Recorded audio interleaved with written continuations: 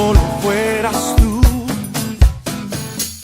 quien lo pudiera hacer. Hola, buenas tardes queridos oyentes de la radio. Estamos transmitiendo en este día lunes por FM 105.7, Radio de la Fe, una sintonía del cielo para bendecir tu vida. Y qué bueno poder estar compartiendo con ustedes en este día todas las bendiciones que Dios nos ha dado. Ayer festejábamos el Día del Padre y quisiera compartirte una reflexión inicial acerca de este tema que para nosotros es tan importante, tan caro para nuestros afectos, y luego darte algunas noticias en cuanto al enfoque económico. Todos estamos preocupados por esta escalada del dólar y cómo puede llegar a repercutir estos aumentos en los índices de inflación y también en el salario de los trabajadores. Así que vamos a estar compartiendo algunas noticias acerca de esto. Pero primero te comparto esta reflexión espiritual. Estoy leyendo la carta a los Gálatas en el capítulo 4. Allí dice el apóstol Pablo: Dios envió a su Hijo, nuestro Señor Jesucristo, a fin de que recibiésemos la adopción de hijos. Y por cuanto sois hijos, Dios envió a vuestros corazones el Espíritu de su Hijo, el cual clama: Abba, Padre. Claro, una de las primeras palabras que un niño hebreo aprendía a pronunciar era Abba. Abba es la conjunción de dos sílabas, una palabra simple, sencilla, en hebreo, que traducido a nuestro idioma castellano sería la palabra papá. Un niño, cuando aprende a hablar, las primeras sílabas que pronuncia son mamá, papá. Y qué bueno que es pensar en esto. Cuando el apóstol Pablo escribe sus cartas en el Nuevo Testamento, él escribe en griego, pero al llegar a esta palabra, la transcribe en hebreo porque seguramente no encontraba una expresión mejor para explicar una verdad tan profunda y tan significativa para todos nosotros. Cuando les escribe a los romanos, en el capítulo 8, les dice: habéis recibido el espíritu de adopción, por el cual clamamos Abba, Padre. Qué bueno que es pensar en esto. Cuando Pablo usa esta expresión, papá o papito, está dándonos esta nueva posición en la que estamos todos los creyentes en Cristo. Luego de que Cristo murió en la cruz del Calvario y resucitó al tercer día, en su encuentro con María, le dice: subo a mi Padre y a vuestro Padre, a mi Dios y a vuestro Dios.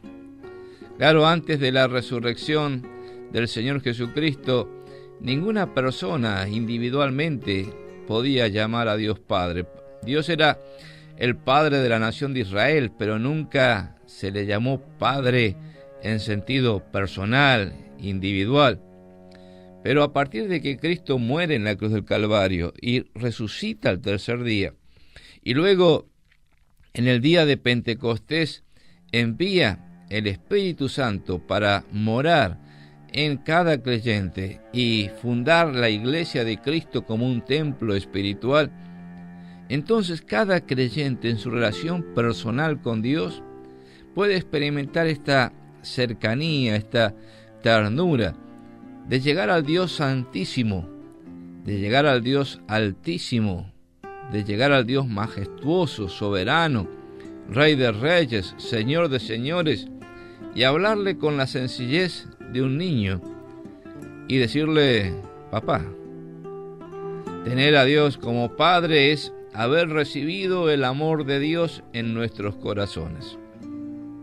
Tener a Dios como Padre significa haber recibido al Señor Jesucristo en nuestros corazones. Porque dice el texto que siempre citamos de Juan capítulo 1, versículo 12, que a los que creen en el nombre del Señor Jesucristo, Dios les da la potestad o el derecho de ser hechos hijos de Dios. En el mismo momento en que aceptamos a Cristo como Salvador personal, entramos a formar parte de la familia de la fe. Y qué hermoso es que nuestras desobediencias que nos habían alejado de Dios, ahora son quitadas de en medio, y por el Señor Jesucristo tenemos libre acceso a Dios como nuestro Padre. Es la felicidad y la seguridad para todos los que creen y aceptan este hecho maravilloso, que de tal manera amó Dios al mundo que ha dado su Hijo unigénito, para que todo aquel que en él cree no se pierda, mas tenga vida eterna. Y vos, mi querido oyente, tienes esta cercanía con Dios, tienes esta ternura experimentada en tu corazón de haber recibido el Espíritu Santo en tu corazón, de haber derramado Dios su amor en tu corazón y de ser ahora un hijo de Él. Juntamente con Cristo somos herederos y coherederos juntamente con Él. Somos hijos de Dios, somos herederos de las inescrutables riquezas de su gracia. Y esa experiencia y esa posición está al alcance de todo aquel que deposita su confianza en Cristo como Salvador personal. Desde la radio oramos para que todos nuestros oyentes puedan recibir el mensaje de la cruz de Cristo y puedan confesar con su boca que Jesús es el Señor y creer en su corazón que Dios le levantó de los muertos, y así serás salvo. Bienvenido a nuestro enfoque bíblico de hoy. Te habla el pastor Carlos Aguilera. Llegamos al momento de la reflexión final en nuestro programa y seguramente a veces te encuentras pensando, como me parece o me pasa a mí también muchas veces, cómo llegué a meterme en este lío, cómo llegué hasta acá. Y cuando uno se encuentra que está metido en un lío grande, la primera actitud es tratar de salir solo del lío en el que nos hemos metido. Y muchas veces, aunque creemos en un Dios de gracia, tendemos a actuar como si su ayuda solo estuviera a nuestra disposición si lo merecemos.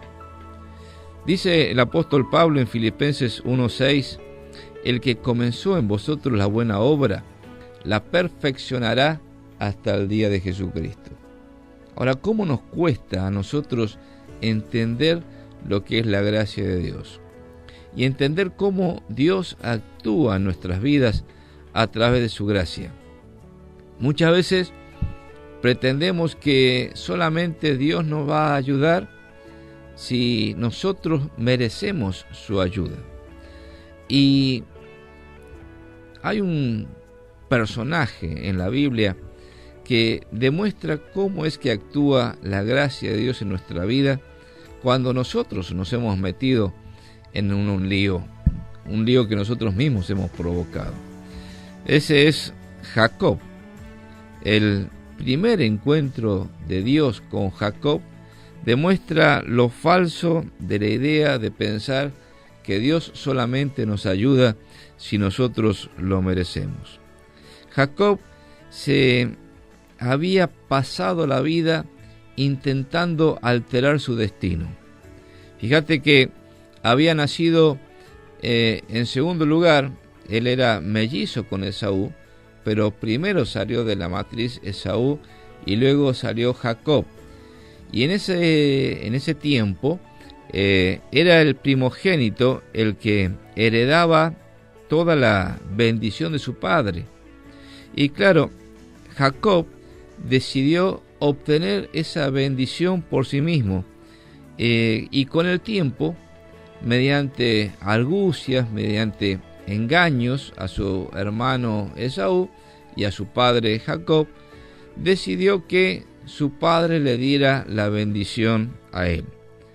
Pero el precio de esta acción de Jacob terminó dividiendo a la familia, ya que Jacob tuvo que huir de su furioso hermano Esaú. Ahora, en esa huida, relata el libro de Génesis en el capítulo 28, que al caer la noche, Jacob seguramente se sintió más lejos que nunca de una vida de bendición. Tenía que estar huyendo constantemente de su hermano, huyendo con su familia, con sus bienes, viviendo como un nómade. Pero fue allí, en esa noche, tras un montón de engaños, donde se encontró con Dios. El Señor le mostró en aquella oportunidad que no necesitaba estrategias para lograr la bendición de Dios, para alcanzar la bendición de Dios, porque él ya tenía la bendición de Dios. Su destino, un propósito mucho mayor que la prosperidad, estaba seguro en manos de aquel que nunca lo iba a abandonar. Y, mi querido oyente, no importa cuántos remordimientos tengamos o cuán distante parezca estar Dios de nosotros.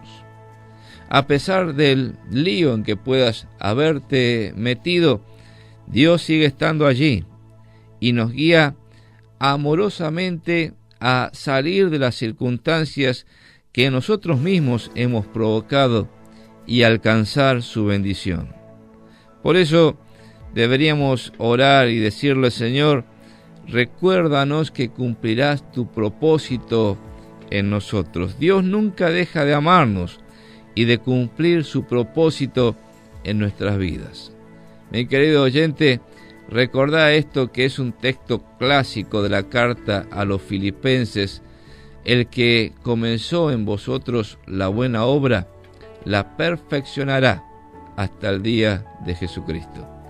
Te hablo el pastor Carlos Aguilera, te mando un fuerte abrazo con el deseo de que Dios te bendiga, y si Dios lo permite nos encontramos mañana a las 20 horas para un nuevo enfoque bíblico cristiano. Por hoy, nada más. Mañana nos volveremos a encontrar con un nuevo enfoque bíblico cristiano de la actualidad.